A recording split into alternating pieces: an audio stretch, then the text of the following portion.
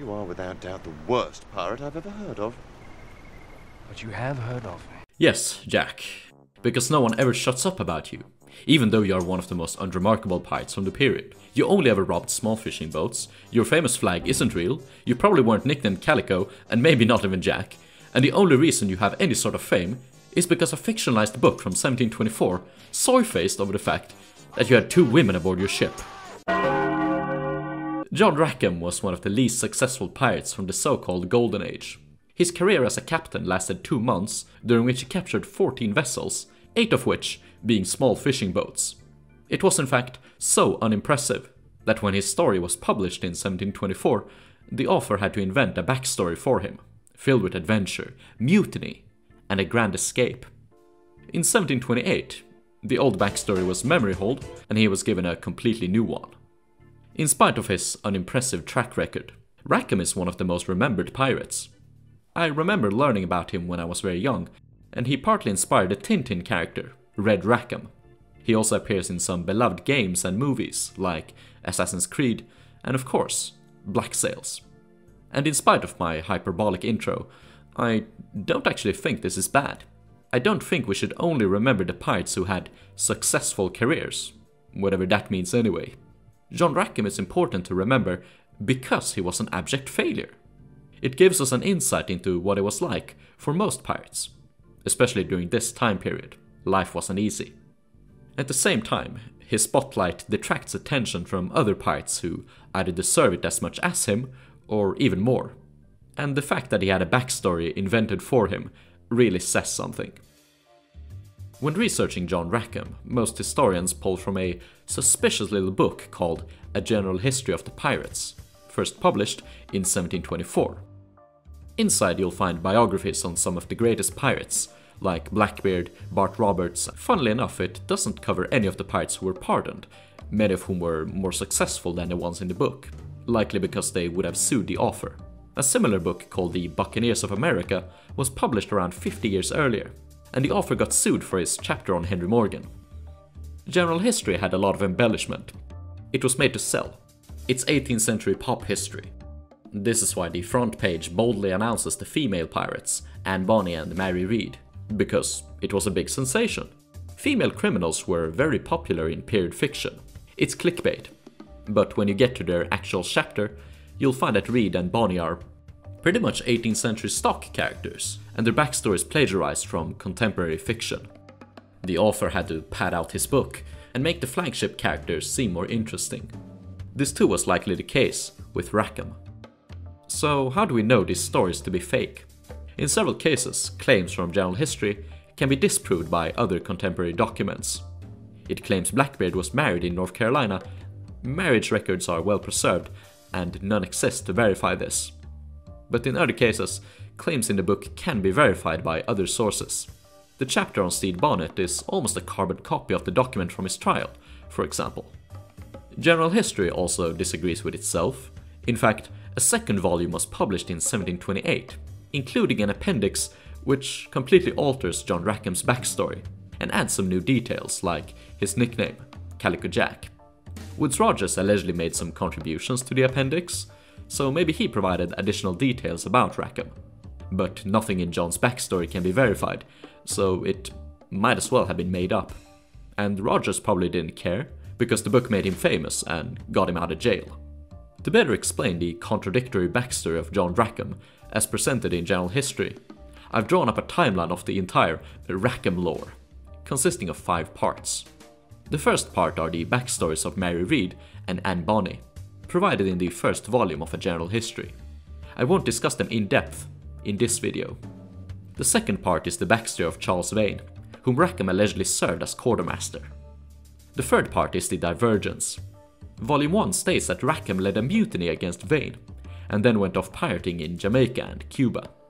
Volume 2, however, claims that Rackham and Vane split up after a drunken dispute. Rackham went on a short pirating trip before losing his ship and receiving a pardon in New Providence. Part 4 is the year 1719. Volume 1 ends sometime after February of 1719. It's very bad at providing exact dates. The story then jumps straight to September of 1720.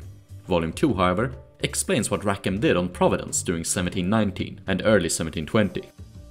Part 5. The year 1720, starting in September. This is where Rackham actually starts appearing in historical records, and we have good documentation of his pirate activities. Everything about Rackham in parts 1 to 4 appear only in general history, and is likely made up. The first volume also included a slightly embellished version of part 5, the real history. As we can see, volume 1 and volume 2 of general history differ a lot from each other. By using one, you kind of discredit the other. The problem is that historians simply tend to pick and choose between the two editions as they please. Most often, you find them using parts 1, 2 and 3 from the first volume, then volume 2 to explain what Rackham did in 1719, also his nickname, and then volume 1 again for his final days of piracy. This doesn't make any sense. If you use information from the second novel, you'd have to acknowledge the so-called updated version of Rackham's backstory, which is barely ever spoken of, partly because it's really weird. So in the end, I prefer to just completely discredit general history and rely purely on the trial documents, government proclamations, and newspaper articles to paint a picture of the real John Rackham. But before we dive into what we know for certain, it is interesting to take a look at the legend and sniff around for any grains of truth. Let's start out with the Divergence, part 3, where volume 1 and 2 disagree on what happened. Both volumes agree that Charles Vane refused to take the pirate's pardon and left Providence with guns blazing. Rackham was his quartermaster. Here's where the volumes diverge. According to the first one, Vane refused to attack a French warship. Rackham accused him of cowardice and arranged a mutiny. Vane, along with 15 supporters, were put in a small sloop and set adrift, while Rackham took the flagship for himself. Rackham then went on a pirating cruise across the Caribbean, capturing 4 ships before garnering the attention of Governor Woodes Rogers. A pirate hunter was sent after him, and the pirates were forced to abandon their prizes. Rogers kept a good documentation of the pirates and ships his privateers captured, and no mention of such a capture exists. The pirates then left for the back of Cuba, where general history alleges that Rackham kept a, quote, little kind of family, unquote. Eventually, Rackham and his crew were spotted by the Spanish Coast Guard, but the pirates managed to deceive the Spanish and make off with one of their ships. After this, the first volume doesn't say what happened, merely indicating that Rackham continued his piracy in the year 1719. This backstory does have some truth in it. It is true that Charles Vane attacked the French man-of-war and was forced to retreat. Afterwards he was deposed and sent adrift in a small sloop. But we don't know if Rackham instigated the mutiny, was the quartermaster, or even aboard Vane's ship. The only document in which Vane and Rackham appear together in a sentence is when they're given as examples of pirates that had recently been executed on Jamaica. Rackham is never mentioned once in Vane's trial document, in which the quartermaster is unnamed. It's likely that the author of general history saw this as an opportunity to give Rackham some flavor. He also attributed some of Vane's piracies onto Rackham. For example, he claims that after the mutiny, Rackham captured a ship holding the Jamaican tavern keeper, Hosea Tistel. It's a lie. Hosea appeared at the trial of Robert Deal, one of Vane's associates, not the trial of John Rackham, in which he testified that Vane had captured him, and before the engagement with the man-of-war. In the second volume, we receive some new details about John Rackham, including his nickname, Calico Jack, so-called, quote, because his jackets and drawers were always made of calico, unquote. We don't have any other source confirming this nickname. Could it have been provided by Woodes Rogers? Possibly. Could it have been made up to make Rackham more interesting? Wouldn't be the first time. Some have contested the idea of a pirate being nicknamed Calico, or even wearing it. Calico was mostly used for tablecloths, napkins, bags, and apparel for working-class women. Historian David Fickham pointed out the absurdity of a pirate wearing something with feminine connotations. Does it make it impossible? You'll have to decide for yourself. In the year 1700, imports of calico were banned to protect the English cotton industry. Angus Constam raised a very interesting possibility that Rackham may not have worn the calico himself, but smuggled it. The second volume also gives an entirely different version of John's backstory. Again, he's the quartermaster of Charles Vane, but there's no mutiny. After escaping New Providence, Vane captures a second ship, the Kingston. He names John its captain. But when Vane runs out of liquor, he tries to assert his dominance by demanding some from Rackham. The two end up in an argument, during which Calico threatens to shoot Vane through the head. After this, they part ways. Already, this backstory can be disproven. Neither Charles Vane nor Rackham ever captured a ship named Kingston. Instead, it was taken by a pirate named Thompson. Rackham and his crew then sailed for the island of Princess, where they decided to pack their plunder into casks and bury them on the beach. The intention was to free up cargo space aboard their ship, allowing them to take more booty. Whether this story is true, invented, or inspired by the deeds of some unknown pirates, it would be one of the oldest documented legends of pirates' buried treasure. But I never hear anyone speaking of it, in spite of Rackham's fame. I also find it quite interesting that pirates might have buried their goods, not just money, to be recovered at a later date. Anyway, the pirates received news of a possible pardon, but while waiting for a messenger, they were beset by pirate hunters. Rackham's ship was, allegedly, lumbered with goods, indicating that they had dug up the treasure again. Rackham and his crew escaped in a canoe and ended up on New Providence. They convinced Woodes Rogers that Charles Vane had forced them and received amnesty. Again, I've not found any evidence to verify anything in this story.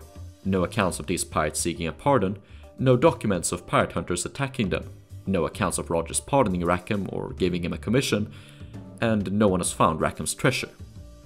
Though I don't think anyone ever searched. At least I hope not. As I mentioned, the first volume gives little context to Rackham's final days in 1718. It basically just says he hooked up with Anne Bonny and they went on a ship. The second volume goes more in depth about how they met and the relationship.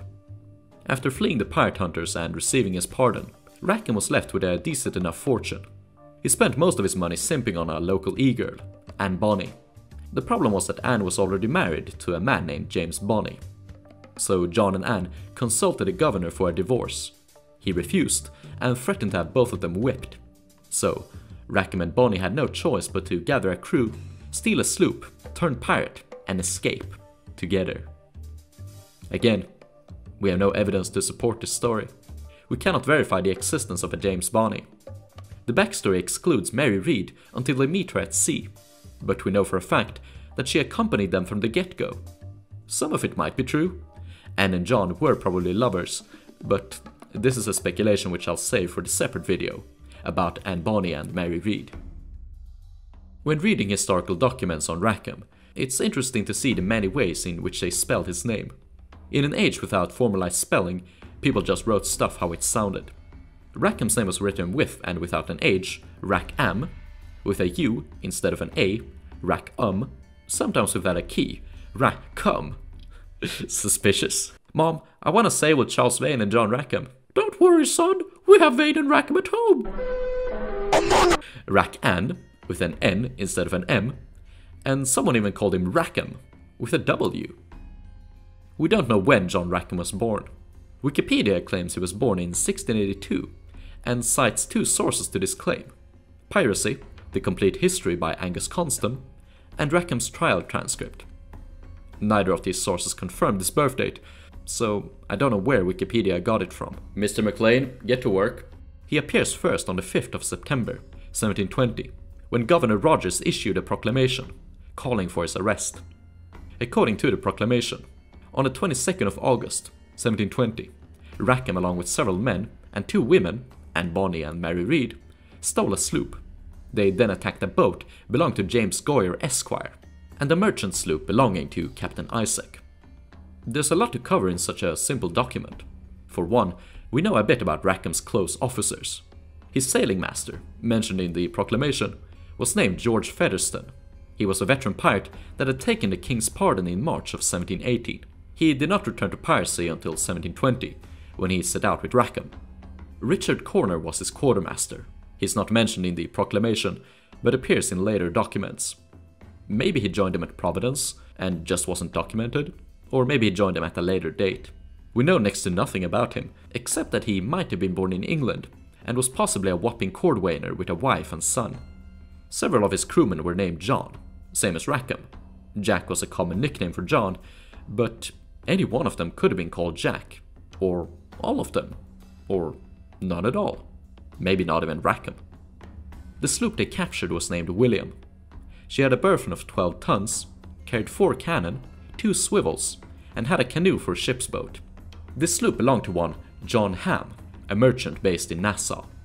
The second volume of General History called him Hammond, and invented a backstory for him, in which he was a pirate with a family on Cuba. Sadly, I was not able to learn anything else about Rackham's first victims, Goyer and Isaac. We get our first detailed accounts of Rackham's exploit on the 3rd of September, when his trial document describes the robbery of 7 fishing boats near Harbor Island, in the Bahamas. The fishermen were, quote, put in corporal fear of their lives. According to one newspaper, the pirates had sworn destruction to all who belonged to New Providence. By this point, 3 different sloops were hunting for them. With the Bahamas growing hot, we don't know for sure where Rackham sailed next. Some believe he had connections on Cuba. General History claims he had a family there and a small base, and during his final battle, Rackham was asked who he was. He replied, John Rackham, from Cuba. This could mean anything, maybe just a lie. We cannot know for certain. But since he disappears from history for a few weeks in September, maybe he did spend a few weeks on Cuba, partying, selling off the fish, slaves, and fishing tools he had stolen. Sometime in late September, Rackham appears again, this time on Hispaniola. Here they made landfall and press-ganged a pair of French hunters. Maybe Rackham needed additional men for his crew, or someone to gather provisions. Neither of them spoke English, so communication would have been tricky. On the 1st of October, Rackham attacked 2 merchant sloops. Several of the mariners were physically assaulted and made to fear for their lives. The pirates carried away goods worth £1,000, the greatest prize of Rackham's career. The next few weeks were spent either cruising or relaxing ashore. He doesn't appear again until the 19th of October, 5 leagues from Puerto Maria Bay, Jamaica. Rackham opens fire on a schooner, the Neptune. Its master, Thomas Spenlow, surrenders immediately. The pirates board him, seizing 50 rolls of tobacco, 9 bags of pimento, allspice, and Spenlow as a hostage. On the same day they capture a canoe with a single woman, Dorothy Thomas. Most of her stock and provisions were stolen, and Anne Bonny and Mary Read threatened Dorothy with murder. She was released the same day. The next day, Spenlow witnessed the pirates attacking the merchant sloop Mary, belonging to Master Thomas Dillon. They fired their cannons, boarded the Mary, and took her as a prize. Next day, Spenlow and his schooner were released. Rackham sailed to the west of Jamaica, where they anchored off Negril Point. Apparently they were flying a white pendant, possibly masquerading as a Frenchman. This is the only description we have of Rackham's flag. They sent ashore a canoe and picked up a group of armed recruits. How they came in contact with these men, we do not know. In court, the recruits claimed to have been turtle fishers that just conveniently ended up in this location at this time of night, and that Rackham lured them aboard with a bowl of punch. Everyone agrees that they started drinking. Someone fired a celebratory salute, ignorant of the fact that they were being watched from afar. The beholder in question was a certain Captain Bonnevie, captain of an unknown sloop. He quickly departed to alert his associates. It's possible that this Bonnevie was the same person as the pirate Bonavie, who was active on New Providence in the heyday of the flying gang. He sailed in concert with Olivier Levasseur, and in one incident attempted to press gang a surgeon who had previously been forced by Hornigold. But it's just as likely that the pirate Bonnevie accompanied Levasseur to Africa, and this guy's a different person. Bonnevie returned to Negril Point, accompanied by the sloop of Captain Barnett. Jonathan Barnett had sailed as a privateer in the War of Spanish Succession, and in 1715 was one of the captains hired to hunt pirates in the Florida wrecks. It appears he had intentions to steal treasure from the wrecks himself, but we cannot know for certain, and he was never declared a pirate. Now in 1720, he had teamed up with Bonnevie for a 2-sloop trading trip to Cuba. It's likely that their trading commission authorized them to capture pirates, because they appeared to have been well armed and eager. We're not entirely sure how the events proceeded. The eyewitnesses slightly disagree, mostly because Rackham's recruits tried to defend themselves in court, using the age-old "we were forced into it" card. But this is the story I was able to patch together. When Barnett appeared, most of the pirates were drunk or drinking. The recruits refused to weigh anchor, so Rackham had to force them. Afterwards, They ran out the sweeps and attempted to row away to safety. Winds were light that evening, so both sloops were using their oars. Barnett had the advantage, and at 10 PM caught up with the pirates and asked where they were from. Someone replied, John Rackham, from Cuba. Barnett bade him strike immediately, to the King of England's colours, to which Rackham replied, "We'll strike no strikes," and fired a swivel gun. Barnett responded with a broadside and a volley of muskets, severing the boom of the William's mast. According to the Frenchman, the recruits ran below deck, perhaps Rackham did also. Legend says that Bonny and Reed were the only ones to put up a fight, and that they later said how Rackham deserved to hang, like a dog, for not fighting like a man. Again, no evidence. With the sloop crippled, the pirates called for quarter. They were brought ashore and surrendered to the local militia, who brought them in chains to Spanish Town. John Rackham and his 8 pirates were taken to court. After their crimes had been listed, the judge asked if they pleaded guilty or not guilty. All of them pleaded not guilty. After the witnesses said their case, the judge asked again. The pirates said that they had never committed any acts of piracy, that their design was against the Spanish, and, quote, "other such like frivolous and trifling excuses." It did not save them. On the 18th of November, 1720, John Rackham and his 8 close associates were taken to the gallows and hanged. The bodies of the crewmen were taken down and probably thrown in a mass grave, whilst the officers were put in gibbets at separate locations. According to one source, Rackham's head was impaled on a pole and his headless body gibbeted on a small quay, a warning to anyone that dared contemplate the cause of piracy. Let's analyze how successful Rackham was as a pirate captain. His career began on the 22nd of August, 1720, and ended on the 22nd of October. The career spanned 2 months. During this time, he captured 1 boat, 7 fishing boats, 4 sloops, 1 schooner, and 1 canoe, totaling to 14 vessels, and a fortune of at least £1,330. He commanded a 12-ton sloop armed with 4 cannon and 2 swivels. At his time of capture, his crew consisted of 18 men and 2 women.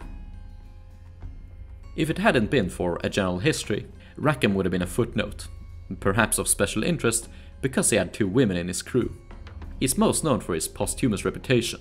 This includes the famous flag with a skull and crossed swords, often attributed to him.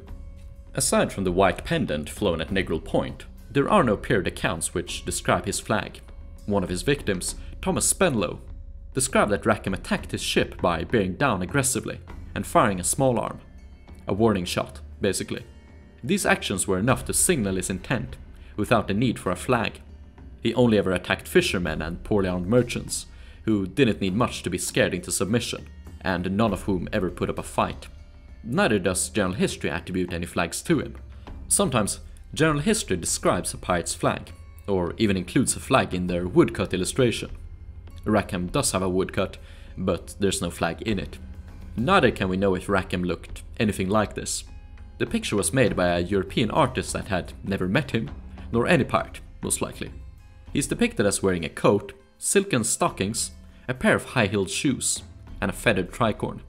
All of these garments seem too extravagant for a guy robbing fishing boats. He's essentially dressed like an admiral. He also wears a sash, which wasn't popular with English sailors.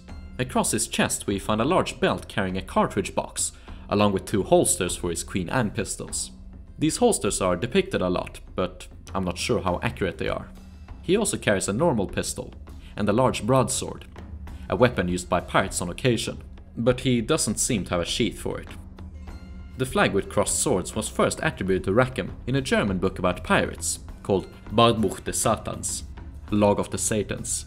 It was published in 1959, 239 years after Rackham's death. No such flags have ever been described in the period, but we have some lookalikes. Bartholomew Roberts flew a flag with a skull and cutlass. In the 1720 novel Captain Singleton, written by Daniel Defoe, a black flag with crossed daggers is described, but it's entirely fictional.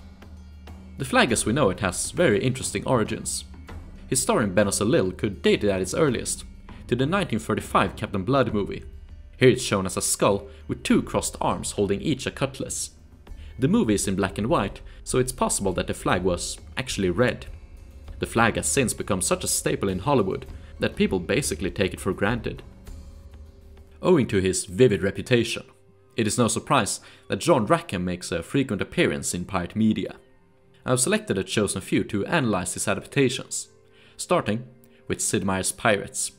This game features Jack Rackham as a legendary pirate, captain of the sloop of war Charles.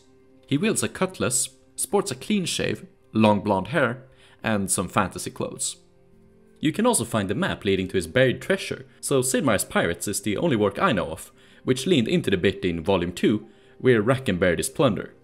Then again, all the legendary pirates in SMP buried their treasure, so it's probably a coincidence, but funny nonetheless. Published 9 years later, Assassin's Creed 4 features a heavily fictionalized version of Rackham. His backstory and actions during the game are taken right from general history, and the character himself is basically a parody of Jack Sparrow. He's always drunk, moves and dresses in a flamboyant manner, and talks like a goofball. In spite of being totally incompetent, he somehow manages to rally the mutiny against Charles Vane, marooning him and Edward Kenway on a deserted island. In a dark twist, he promises to sell Adewale into slavery, probably one of the most historical moments in the game. When next we see him, he's dead in a gibbet. Fat rep. While Rackham's portrayal in AC4 is not exactly flattering, he does receive redemption in the TV series Black Sails. The real history has been so twisted that this Rackham can be considered as much a fictional character as Flint or John Silver. So it's not really worth it to discuss all of the difference between the series, general history, and the historical documents. Before you ask me to make a video on it, this one should have given you enough knowledge to make your own analysis. In the series, Jack is nicknamed Calico because his father was a tailor specializing in calico cloth.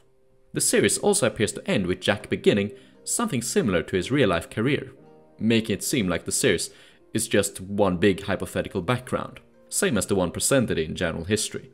In spite of all this, Toby Schmitz seemed to be the actor most invested in the actual history. He has several lines referencing the deep lore, like one referring to Henry Jennings, and the time when they could only use periaguas, a large sort of masted canoe, used extensively by pirates like Hornigold and Bellamy. While most of the actors avoid wearing hats because of the haircut, Toby is unafraid to live into the period role. He also wears some quirkier garments like this pair of shaded spectacles. Badass. So yeah, props to Mr. Schmitz. It would be cool if more actors would immerse themselves like this, and not be afraid to be a little weird. While most of the Black Sails pirates do what they do for money, women, or freedom, Toby's Rackham wants to build a legacy.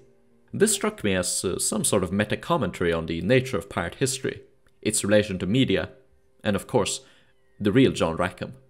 He was really an unremarkable figure, yet here we are, watching him on the big screen. Hello everyone. If you're watching this during the YouTube release on the 3rd of November, 2023, I'm hosting a post-premiere livestream as we speak. I'll post a link in the premiere chat, and you'll find one in the video description. See you there. I've also made a little update to my Patreon page, so that every patron will be able to view my new videos ahead of the YouTube release, and free from advertisements. As always, thank you guys for your support. Cheers!